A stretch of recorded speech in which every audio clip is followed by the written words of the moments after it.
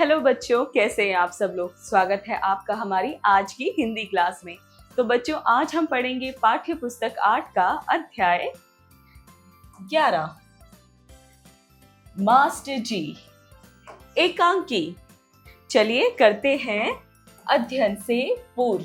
तो बच्चों, जैसा कि आप सब लोग इसमें देख पा रहे हैं, ये क्लासरूम है जहाँ पे बच्चे शोर मचा रहे हैं। मास्टर जी भी हैं। आइए देखते हैं ये क्या बातें कर रहे हैं। अरे राहुल, तुम क्यों नहीं खेल रहे हो? तो दूसरा बच्चा कहता है, गुरुजी, ये सब लोग मुझे मंदबुद्धि कहकर चिढ़ाते हैं। तो गुरुजी कहते हैं, बच्चों, हमें किसी का उपहास नहीं उड़ाना चाहिए, इससे किसी की आंतरिक भावना को ठेस पहुंचती है। तो बच्चों, यहाँ पे एक राहुल है, वो बच्चा जो है वो खेल नहीं रहा है क्योंकि और वो अपने गुरुजी से शिकायत करता है कि ये सब मेरा मजाक उड़ाते हैं, मुझे मंदबुद्धि कहते हैं। तो इसी बात पे गुरुजी है वो कहते हैं कि बच्चों, हमें किसी का मजाक नहीं उड़ाना चाहिए, इससे क्या है, उनकी भावनाओं को, उनकी फीलिंग्स को ठेस पहुंचती है। एकांकी का मूल तत्व। प्रेम के माध्यम से किसी भी समस्या का समाधान किया जा सकता है। तो बच्चों, जो हम एकांकी पढ़ेंगे उसका मूल तत्व ये है कि प्रेम से यानी प्यार से हम किसी भी परेशानी से लड़ सकते हैं, किसी भी समस्या का समाधान हो सकता है। इस एकांकी के रचनाकार गुरुदेव रविंद्रनाथ टैगोर हैं। इसमें उन्होंने बड़े ही रोचक तरीके से एक बालक के मन और उसमें छुपी बातों का चित्रण किया है। तो बच्चों, इस एकांकी में जो है बच्चे के मन के अंदर छुपी बातों के बारे में बताया गया है। छात्र का नाम है मधुसूदन। उसे मथुरा नंदन नाम के मास्टर जी ट्यूशन पढ़ा रहे हैं। कमरे में मधुसूदन के पिता अजय बाबू का प्रवेश। अजय बाबू, कहिए मथुरा नंदन बाबू, मधुसूदन की पढ़ाई कैसे चल रही है? तो मथुरा नंदन इस बात पे जवाब देते हैं, मधुसूदन शरारती तो बहुत है, पर पढ़ाई लिखाई में काफी तेज है। कोई बात बार बार बतानी नहीं पड़ती, बस एक बार पढ़ा दो तो वो भूलता नहीं। तो बच्चों, जो मधुसूदन है उसके पिताजी जो है मथुरा नंदन, जो मधुसूदन के ट्यूटर हैं, उनसे पूछते हैं कि मधुसूदन की पढ़ाई कैसे चल रही है। तो मथुरा नंदन जवाब देते हैं कि वो शरारती है लेकिन वो पढ़ाई में तेज है। अजय बाबू, अच्छा, मैं भी जरा देखूं कि वो कितना होशियार है। मथुरा नंद, देखिए, खुशी से देखिए। मधुसूदन मन ही मन में, कल मास्टर जी ने वो धुनाई की थी कि हड्डियां आज भी दुख रही हैं। आज लेता हूं बदला, इनकी भी छुट्टी ना करवा दी तो मेरा नाम नहीं। तो बच्चों, मधुसूदन जो है मन ही मन सोचता है कि कल जो गुरुजी ने मेरी पिटाई की थी, आज मैं उन्हें मजा चखाऊंगा। ठीक है। तो अजय बाबू, क्यों मधु, याद है सब? तो मधुसूदन कहते हैं, जो कुछ मास्टर जी ने पढ़ाया सब याद है। अजय बाबू, अच्छा, तो बता कि उद्भिज किसे कहते हैं? तो बच्चों, जो मधुसूदन है उनके पिताजी जो है सवाल पूछते हैं कि ये बता, उद्भिज किसे कहते हैं? तो इसी बात पे मधुसूदन जवाब देता है, जो उगे, यानी मिट्टी को फोड़कर जो उसमें से ऊपर निकले। तो अजय बाबू कहते हैं, कोई उदाहरण दे। तो मधुसूदन जवाब में कहता है, केचुआ। मथुरानंद गुस्से में आंखें तेरर कर, क्यों रे, क्या कहा? अजय बाबू, जरा ठहरिए मास्टर जी, अभी आप कुछ न बोलिए। मधुसूदन से, तुमने कविता पढ़ी है, ये बताओ कि वन में क्या खिलता है? फिर बच्चों, फिर से अजय बाबू जो हैं मधुसूदन से एक और सवाल करते हैं। तो मधुसूदन उसके जवाब में कहता है, कांटा। मथुरानंद बेंत उठाते हैं। मथुरानंद यानी कि उनके ट्यूटर जो हैं बेंत उठा लेते हैं। मधुसूदन, क्यों गुरुजी, मारते क्यों हैं? मैं कोई झूठ कहता हूँ? तो अजय बाबू, अच्छा, सिराजुद्दौला को किसने मिटाया, इतिहास क्या कहता है? तो बच्चों, अजय बाबू फिर से जो है मधुसूदन से सवाल करते हैं। तो मधुसूदन उसका जवाब देते हैं, कीड़ों ने। मथुरानंद 2-3 बेंत मारते हैं। मधुसूदन, जी, खामखा मार खानी पड़ती है, सिर्फ सिराजुद्दौला को ही क्यों, सारे इतिहास को ही कीड़े चाट गए हैं। ये देखिए, पुस्तक दिखाता है। मथुरानंद मास्टर सिर खुजाते हैं। तो बच्चों, मधुसूदन जो है एक किताब दिखाते हुए कहते हैं कि सिर्फ सिराजुद्दौला को नहीं, पूरे इतिहास को जो है कीड़ों ने चाट लिया है। तो अजय बाबू, व्याकरण याद है? मधुसूदन, जी है। अजय बाबू, करता क्या है, जरा उदाहरण के साथ समझाओ। मधुसूदन जी, करता तो उस टीले के जयलाल मुंशी हैं। अजय बाबू, वो कैसे? मधुसूदन, वो हमेशा क्रिया कर्म को ही लिए रहते हैं।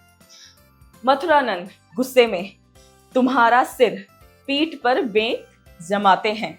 तो बच्चों, मधुसूदन का ये जवाब सुनकर जो मथुरानंद है उन्हें गुस्सा आ जाता है और वो मधुसूदन के पीठ पे जो है एक बेंत मारते हैं।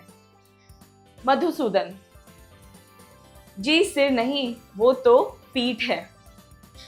मथुरानंद, तो बच्चों मथुरानंद फिर से एक सवाल करते हैं, षष्ठी तत्पुरुष किसे कहते हैं? मधुसूदन, पता नहीं। मथुरानंदन वेद दिखाकर धमकाता है, इसको तो अच्छी तरह जानता हूं, तो ये है षष्ठी तत्पुरुष। अजय बाबू का हंसना और मथुरानंदन का कुड़ कर रह जाना। अजय बाबू, अंक गणित सीखा है? तो मधुसूदन कहता है, जी हाँ। तो बच्चों, अजय बाबू फिर से एक जो है सवाल करते हैं। अजय बाबू, अच्छा, अगर तुम्हें 6.5 पेड़े देकर ये कहा जाए कि 5 मिनट तक पेड़े खाने के बाद जो पेड़े बचे उन्हें तुम अपने छोटे भाई को दे दो, एक पेड़ा खाने में 2 मिनट लगते हैं, बताओ तुम अपने भाई को कितने पेड़े दोगे? तो बच्चों, अजय बाबू ये सवाल जो है मधुसूदन से करते हैं। तो मधुसूदन जवाब में देता है, एक भी नहीं। मथुरानंद, वो क्यों? मधुसूदन, सब खा डालूंगा, एक भी नहीं दूंगा। अजय बाबू, बड़ का एक पेड़ रोज 1 सेंटीमीटर बढ़ता है। इस मई की पहली तारीख को वो 1 मीटर का था, तो अगले साल की पहली तारीख को वो कितना ऊंचा होगा? तो मधुसूदन जवाब देता है, पेड़ टेढ़ा हो जाए तब तो कहना मुश्किल है, हाँ अगर सीधा ऊपर की ओर बढ़ता रहा तो नाप कर देखने पर उसकी ऊंचाई का पक्का पता लग सकेगा, और अगर इसी बीच सूख गया तब तो कोई बात ही नहीं।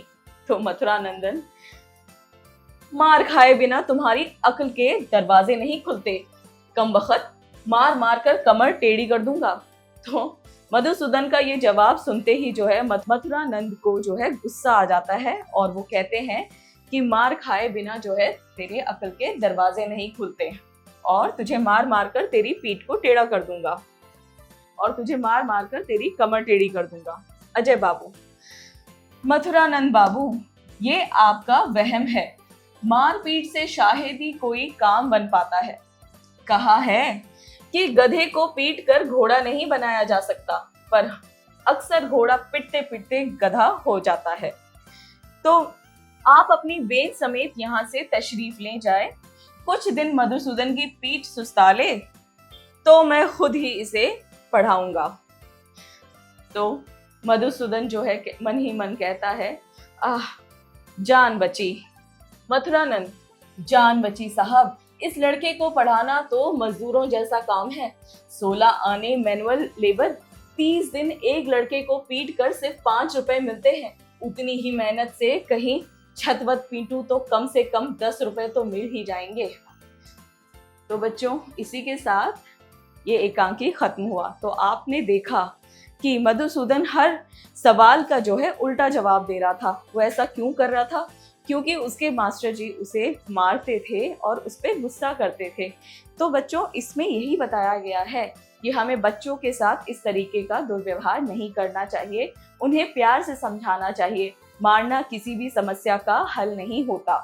ठीक है, चलिए अब करते हैं शब्दार्थ। उद्भिज, एक प्रकार का पौधा या लताएं। बेंत, एक मजबूत तने वाली लकड़ी। मैनुअल यानी हस्त संबंधी। धुनाई यानी पिटाई। मीटर, मापने की एक इकाई। खामखा यानी बिन वजह के। चलिए करते हैं उच्चारण करें। रविंद्र नाथ। ट्यूशन। हड्डियां। सिराजुद्दौला। ख्वामखा। कमबख्त। व्याकरण और मुश्किल। चलिए बच्चों, अब करते हैं अभ्यास कार्य। जरा बताइए स्पीकिंग स्किल्स, यानी इन प्रश्नों के उत्तर आपको बोल कर देने हैं। प्रश्न 1, दिए गए प्रश्नों के उत्तर बताइए। क, मधुसूदन द्वारा केंचुआ का उदाहरण किस शब्द के लिए दिया गया? तो बच्चों, किस शब्द के लिए दिया गया? उद्भिज।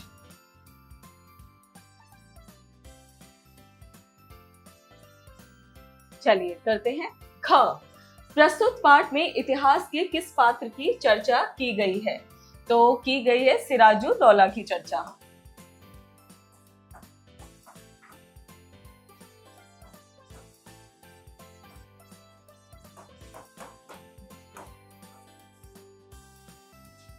ग, एकांकी के अंतर्गत व्याकरण में शामिल किन किन तत्वों का उल्लेख किया गया है? तो किया गया है कर्ता और षष्ठी तत्पुरुष समास।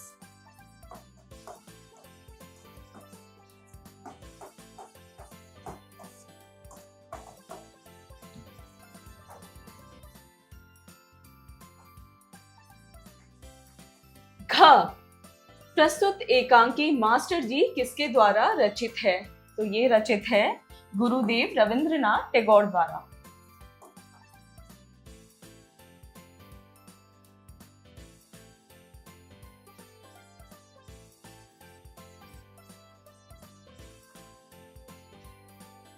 चलिए करते हैं।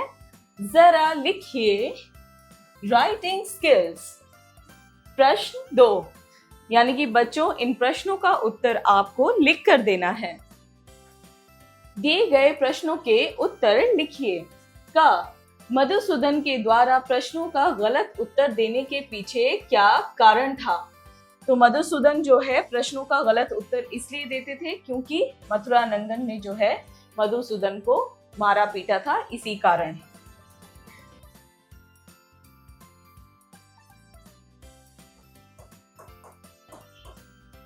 मथुरानंद मास्टर जी की मार पिटाई के कारण।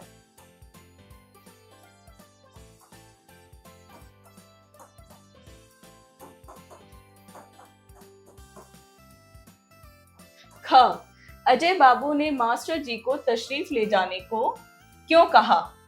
तो बच्चों, अजय बाबू ने मास्टर जी को तशरीफ ले जाने के लिए इसलिए बोला जब मथुरानंदन जी ने कहा कि मार खाए बिना तुम्हारे जो है अक्ल के दरवाजे नहीं खुलते, और इसी बात को सुनते ही अजय बाबू ने जो है मास्टर जी को जाने के लिए कहा। ग, एकांकी के अंत में मथुरानंद जी ने क्या विचार किया?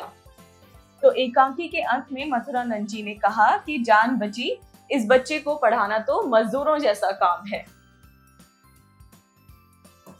ग, अजय बाबू के द्वारा क्रोधित होने पर मथुरानंद ने क्या कहा?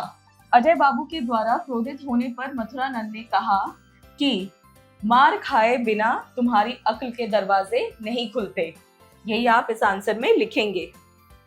प्रश्न 3, दिए गए वाक्यों में रिक्त स्थान की पूर्ति कीजिए।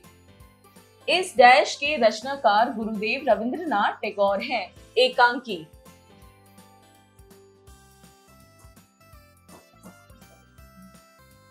ख, मधुसूदन को डैश नाम के मास्टर जी ट्यूशन पढ़ा रहे थे।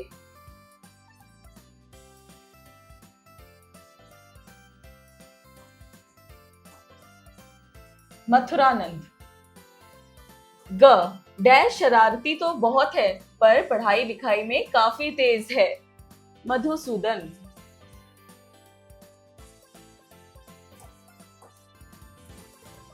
घ, कल मास्टर जी ने वो धुनाई की थी कि डैश आज भी दुख रही है। हड्डियां।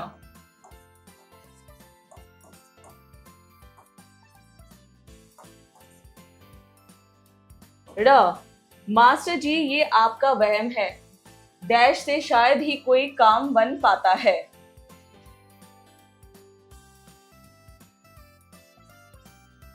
मारपीट।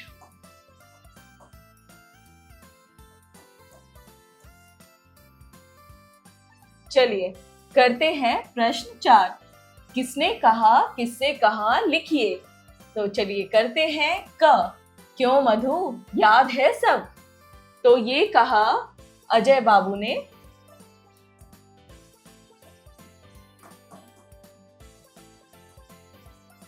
मधुसूदन से।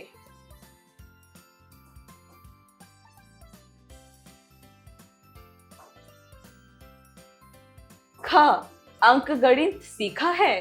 तो ये भी कहा है अजय बाबू ने।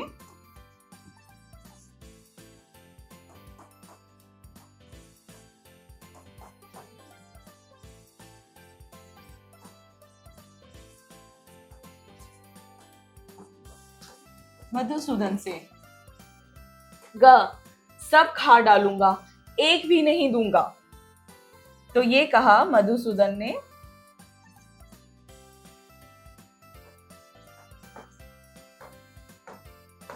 अजय बाबू से।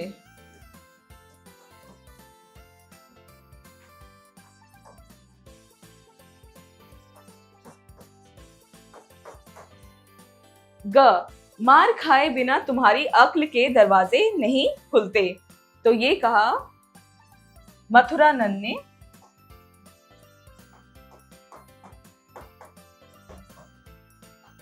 मधुसूदन से।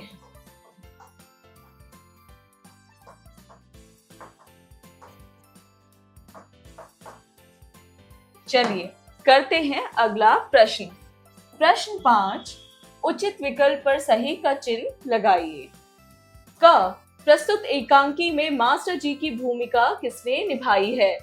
मथुरानंद ने, मधुसूदन ने, अजय बाबू या इनमें से कोई नहीं? तो ये निभाई है मथुरानंद ने। ख, अच्छा तो मैं भी जरा देखूं कि वो है कितना मूर्ख, कितना होशियार, कितना बेवकूफ या कितना पागल। तो ये होगा कितना होशियार। ग, एकांकी में अजय बाबू की भूमिका में कौन है? मधुसूदन के पिता, मधुसूदन के चाचा जी, मधुसूदन के शिक्षक या मधुसूदन के दादाजी? तो वो हैं मधुसूदन के पिताजी। घ, टैगोर द्वारा रचित एकांकी में प्रमुख पात्र की भूमिका में कौन नजर आता है? मधुसूदन, मथुरानंद, अजय बाबू या इनमें से कोई नहीं? तो सही जवाब है मधुसूदन। जरा सोचिए या क्रिटिकल थिंकिंग। प्रश्न 6, मधुसूदन नटखटी स्वभाव के साथ शिक्षक के समक्ष उपस्थित हुआ। उसकी जगह यदि आप होते तो क्या करते? सोच विचार करके बताइए। तो बच्चों आपने एकांकी में पढ़ा मधुसूदन जो है नटखटी स्वभाव के साथ जो है टीचर के आगे प्रस्तुत हुआ। अगर आप मधुसूदन के साथ होते, आपके टीचर आपके साथ ऐसा व्यवहार करते तो आप कैसे प्रस्तुत होते, वही आपको इसमें बताना है। जरा भाषा पर गौर कीजिए, यानी लैंग्वेज स्किल्स। 7, दिए गए शब्दों का वाक्य में प्रयोग कीजिए। इन शब्दों का जो है वाक्य में प्रयोग करना है। क, होशियार। तो इसका बनेगा मधुसूदन होशियार लड़का है।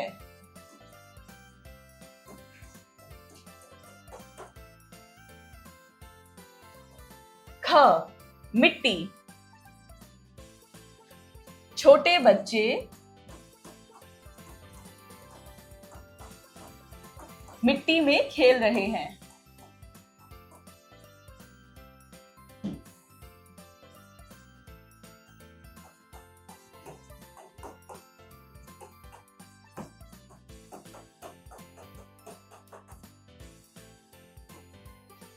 क अंक गणित, तो इसका बनेगा बच्चों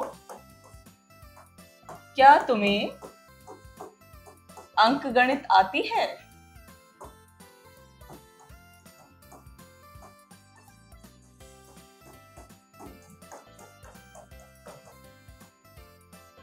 ख खामखा, तो इसका होगा राजू खामखा ही परेशान हो रहा था।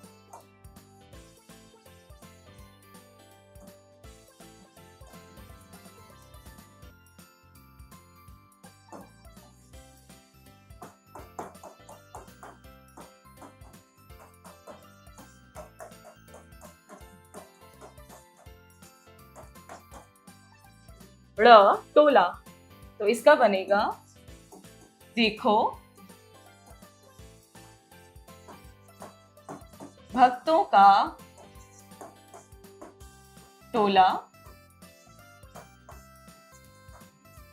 चला जा रहा है।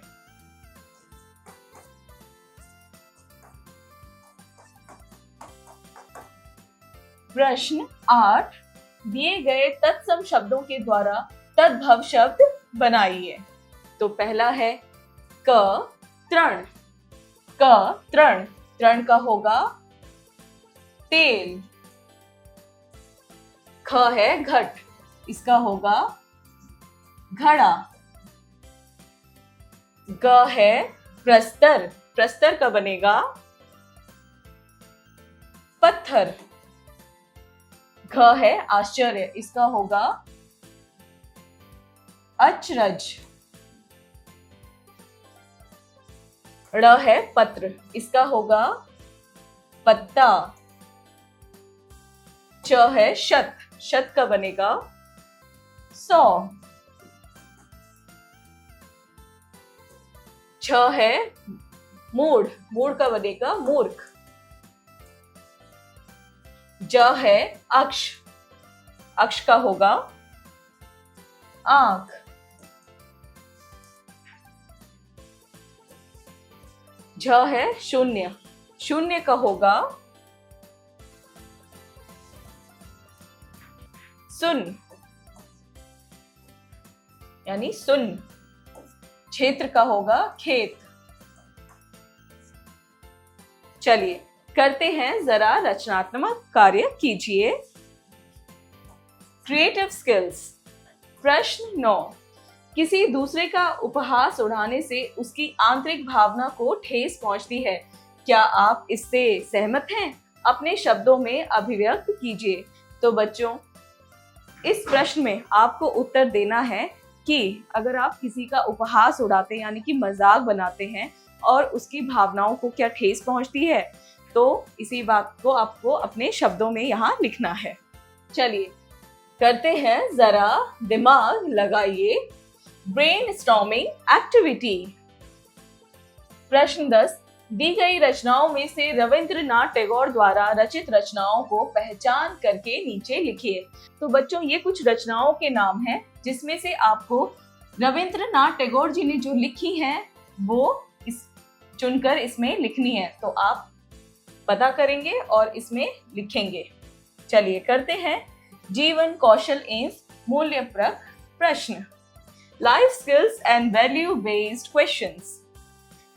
प्रश्न 10, प्रेम के द्वारा हम किसी को भी अपना बना सकते हैं, आप इसका अनुसरण किस प्रकार करना चाहेंगे? तो बच्चों, प्रेम के द्वारा यानी कि प्यार से हम किसी को भी अपना बना सकते हैं, और आप इसके बारे में क्या सोचते हैं, क्या अनुसरण करते हैं, वही आपको इसके जवाब में लिखना है। तो बच्चों, इसी के साथ आपका चैप्टर हुआ पूरा। मिलते हैं अगली क्लास में, तब तक के लिए बाय।